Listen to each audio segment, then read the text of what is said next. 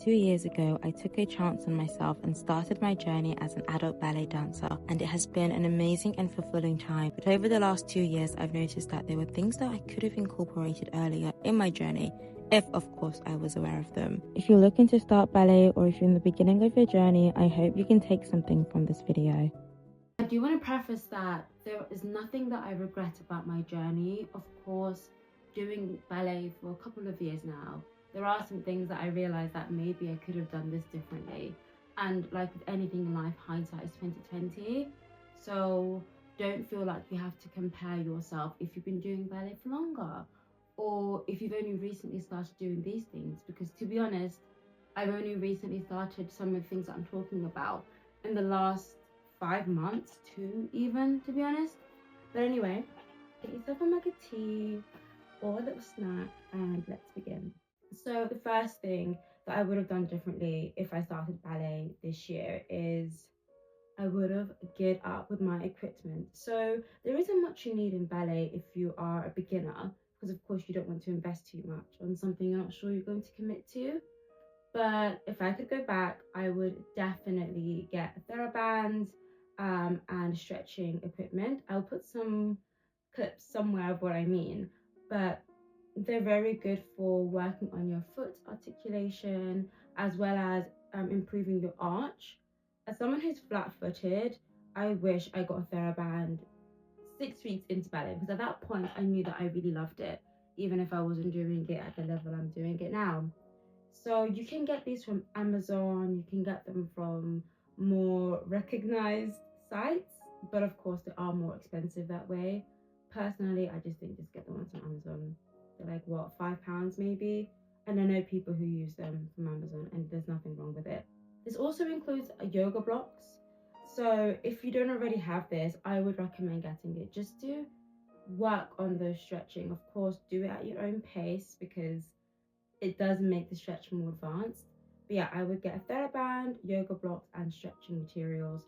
The one I'm specifically talking about is this one that you wrap around your foot and you use it to lift your leg up. So if you're laying down on your back, it just really helps to get the stretch. Again, I'll put clips somewhere. The second thing I would have done differently is incorporating ballet technique exercises outside of ballet class. Before, I thought going to class was just enough, and if you are a casual dancer, then sure, it is just enough, no need to do more. But if you are an adult dancer who wants to take things to the next level and really progress and make the most of your ballet journey, class is just not enough. I wish that was the case, but it's just not. You kind of have to train like a non-professional ballet dancer if you really want to see serious progress in a reasonable amount of time. So what I mean by ballet techniques is things that I kind of showed you in my last vlog where I updated my my ballet routine. So that means following videos on YouTube, following ballet programs. Of course, ballet programs you have to pay for it. So I've been doing the Ballet with Isabella program, but there is a 14-day free trial. So just make the most out of it. And there are so many videos on YouTube. And by ballet technique, I mean things like following Maria Horova. I'm so sorry, but I'm pretty sure you know who I'm talking about. If not, I'll leave it in the description. She has wonderful classes that are Pilates for dancers. There's also Train Like a Ballerina. Any Pilates at home videos you can watch on YouTube. Also, there are so many foot strengthening and ankle strengthening videos you can watch on YouTube. Claudia Dean has so many videos on improving your leg extension. That's the one I've been following from my last video. And to add on from that, the third thing I wish I had done differently, started stretching way more. I think it's so important to stretch if you are taking ballet to the next level, at least 3 times a week, at least. Okay, ideally you'd be stretching every day. But let's be honest, it doesn't always work out like that. I tend to stretch at least 5 times a week. If I'm having a really good week, then yeah, I will be able to do it every day, but at least 3 times. I think that's doable. And you don't need to stretch for like half an hour. A 10-minute stretch, there are so many on YouTube. Literally, you don't need to pay for a stretching class. Just go online on the software you're using to watch this now, and you can find so many stretching videos on YouTube that are designed for dancers. So you can really work on the turnout muscles, your splits, your hips. Hip mobility is a really big one. Yeah, that is interesting. What are we on, number 4? So the fourth thing I wish I'd done differently is that I wish I wouldn't have waited till I could attend face-to-face classes. And by that I mean there are so many free resources on YouTube in regards to ballet. So ideally I would have spent at least a week or two doing a beginner-friendly ballet class here on YouTube. And you don't need a bar. You can just use literally the edge of a table, a chair, make do with what you have. I used to use I used to get this box in my house and just stack a few books so that would be long enough for me to actually put my foot on. You don't need a bar. It's ideal, but you don't need one. So I really recommend before you do start trying these face-to-face ballet classes, doing a couple YouTube beginner classes. There's nothing wrong with it. And at least that way it prepares you for what to expect and you're not completely thrown off. I mean, of course, going face-to-face is very different. It's still a little bit nerve-wracking if you've never taken a ballet class before, but at least you're not completely new to it, especially if you're joining a ballet class mid-term. And this is so different for every single company. Some places don't do it like that, but the school I go to, I guess school, I'm not really a student, but the place I mainly go to for ballet classes, they follow a term, and I'm lucky that I started at the beginning of the term, which meant that I could follow the same pace as everyone else. Things can be a bit overwhelming when you do join a ballet class where people are already familiar with the bar repertoire and the center work. But again, that shouldn't deter you because, you know, you'll figure it out eventually. But if you can, spend 2 weeks just doing an online ballet class every few days, just so that you get some idea. Okay, what are we at, number 5? This is something I'm still trying to work on because it can be quite difficult. But something I would have done differently, or I'm trying to do differently even now, is stretching and warming up before class. I don't know many ballet classes or companies for adults where they really emphasize on doing a warm-up before you do the bar. Most of the time you go straight into bar. There's only one class I go to where the teacher will actually dedicate a few minutes just for a little warm-up. But even then, 5 minutes compared to 15 minutes, it's a big difference. And it's so important to warm up before bar. Not only are your muscles already warm, and you can really work on utilizing your feet and your arms, the time that bar gives you to know your balance, your placement and things like that. You can really optimize it if your body is already warm and stretched. And sometimes, especially during winter, it can be very difficult to get into the bar movements when you're already freezing cold. But again, when I come home from work, I finish work at 5, I get home just before 6, and I only have time to get dressed and go to class. So sometimes it is quite difficult to make that time. But like today, I'm working from home, hence why I'm making this video. And I know that I can dedicate at least 20 minutes just to do some warm-up exercises. And you make the most of your ballet class because, again, you're already warm. Your muscles aren't going to be shocked when you're trying to do all these ridiculous movements and keep your legs in turnout. I want on number 6. So this one, it's quite hard to say that I would have done differently because I think it definitely comes with time, confidence, and feeling comfortable in a place. So number 6 is recording myself while I'm at the bar.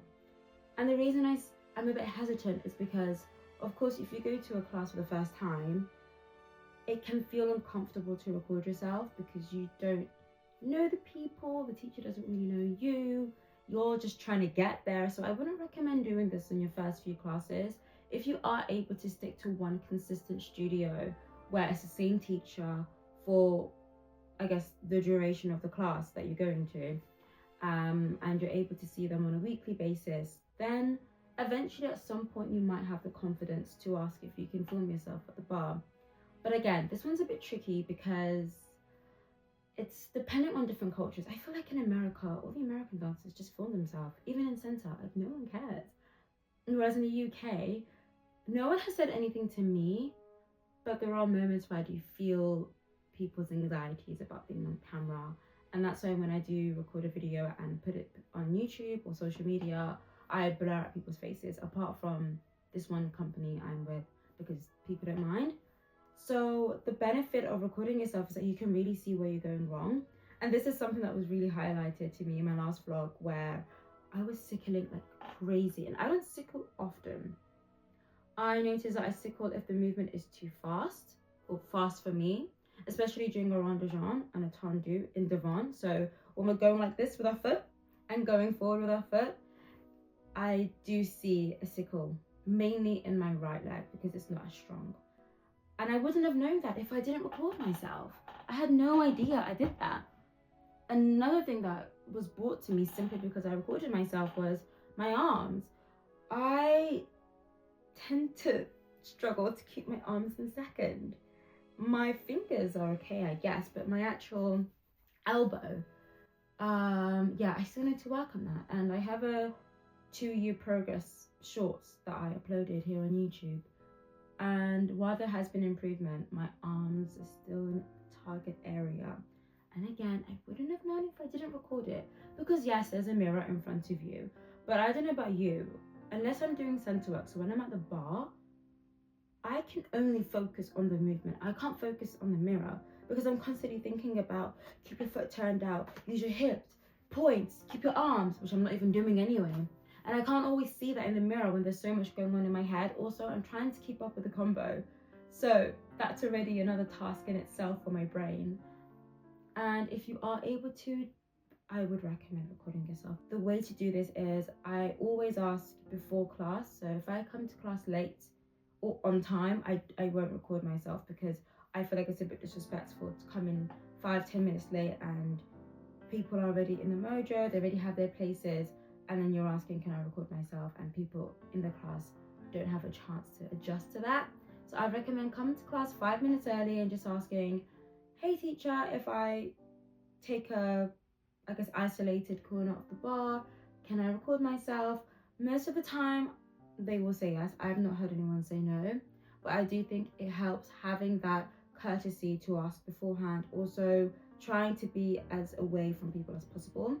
It can be hard if you obviously have a quite cramped class or even the layout of your room. I know there are some studios where it's so big where you can really just find a bar to yourself and there's no one behind you. But if you can, try to find a part of the bar where there's not that many people in the background. Even if you don't intend on posting it, it's just for people's comfortability, you know. And again, no one's really said anything to me, but it's just about being respectful as much as you can. Of course, I'm still trying to figure out how to get the confidence to film myself in the center. I have one video where I've done that, and I don't know if I can do it again because center, it's so hard to find a corner, right?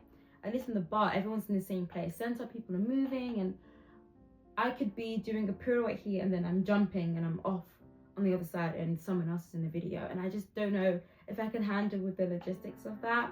Again, there's only one class I feel comfortable doing that with, and that's with the Frozen group that I'm performing with. We are number something. You know what, I'll put it up because I actually don't remember what number we're on. The last thing I would have done differently if I were to start ballet in 2025 is speaking to my teachers more. And by this I mean after class or before class, just getting more of their insight into what you can do to progress. And this is something I recently started doing, literally like I want to say November of last year, so it's only been a few months, and it's really helped. And by this I mean I would literally ask the teacher while we're in bar, as she's walking past, I would take the opportunity and say, is my foot sickling? And she will come and adjust me.